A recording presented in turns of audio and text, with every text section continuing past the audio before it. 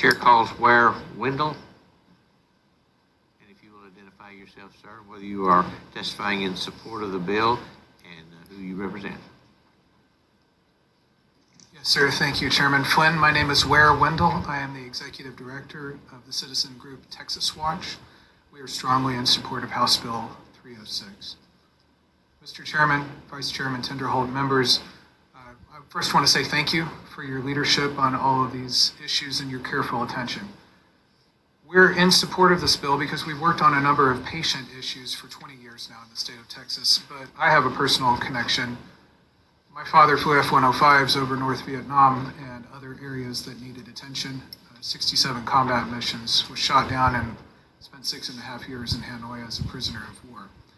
And I saw what happened through the years to his generation of warriors with Agent Orange. I lost my father 9 years ago to an aggressive cancer. And I don't want to see that happen again to this generation of warriors returning from Afghanistan and Iraq. And thank you, Vice Chairman Tinderholt, for your service, sir. I've circulated a number of documents that I hope are helpful, but before I address those, and I do know that we're short on time, Mr. Chairman, I first want to read from an internal memo from the Department of the Air Force dated 20 December 2006.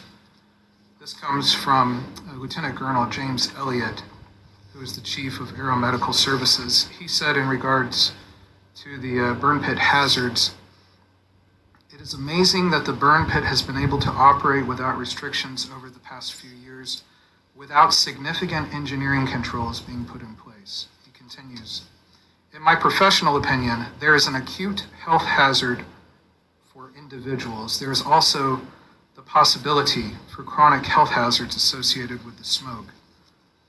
He concludes, "It is my recommendation that engineering controls, such as the anticipated incinerators, should be expedited," emphasis his, "to solve this problem." That did not happen. There is another memo, I won't read it now, from Michael Pratt, Department of the Army, dated 15 April 2011. And sir, I will circulate these to Amy for circulation to the committee so you can read. But the military was becoming aware that there was this problem, and yet the burn pits continued operation. And now we're reaping the effects of that. We have a unique opportunity here in Texas to show leadership to the rest of the country, and frankly, to help Washington, D.C. do its job. They didn't do it the first time, so we're going to show them here in Texas. That's our hope, by creating this registry that would fill in those big gaps that Mrs. Torres was talking about. And we shouldn't be afraid of studying this. We should have the most rigorous science here. We should make sure that doctors are checking one another's homework to get to the bottom of the health effects that so many young servicemen and women are experiencing. They fall ill very quickly, many of them. But the exposure window here and the development of these symptoms could be as much as 20 years. And we don't want the VA to run out the clock on them. I now would like to address the Fox News piece that I circulated. Supreme Court upholds appellate decision on burn pit lawsuits.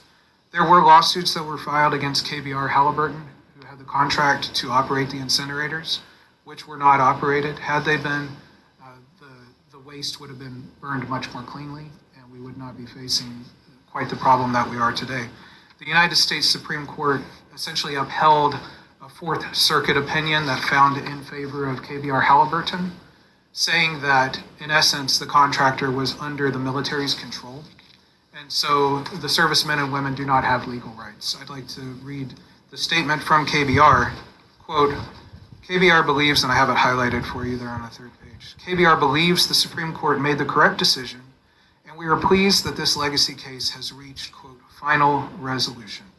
That's the end of the road legally. They have no legal rights, our servicemen and women. So what they are left to do is to go before Congress and to come before you and other state legislatures and to ask for your help. And I sincerely hope that we will leave no soldier behind, no wounded warrior behind in this state. We're a nonpartisan organization, but I like to say this is not a red issue. This is not a blue issue. This is a red, white, and blue issue. And with that, Mr. Chairman, I'm happy to answer any questions. Have you testified before the United States Congress on this issue? No, sir, I have not. Okay. Members, do you have any questions? Yes, sir. Just clarify for me, Wade. So I'm not a lawyer, so I don't really understand. So when it was before the Supreme Court and Fox News story. Was the discussion of whether or not the hazards were real or not, was that a part of the discussion? Was that in the case, or was the case strictly as to who was at fault, or could there be fault against the federal government? Exactly. It was the latter. Do you have a right to sue KBR? Do you have a right to sue Halliburton? And the Supreme Court let stand this lower court ruling, the Fourth Circuit, saying, no, you do not, because they were contractors and they were operating under the control of the military. They did not reach the question of whether or not this is real. And so that's why we need the science to be collected and analyzed in a very rigorous way to help these veterans who are suffering effects when they submit their claims to the VA, so that they're not given the runaround like so many veterans who were exposed to Agent Orange. Just recently, in the last year, the VA has recognized some Navy veterans with Agent Orange claims all these years later. These servicemen are in their 60s and 70s and beyond, and the time has basically run out on them. So to answer your question, Representative Romero, it was more an issue of legal standing, and they don't have legal standing, so that's the end of the road for them legally. That's over, that's done with.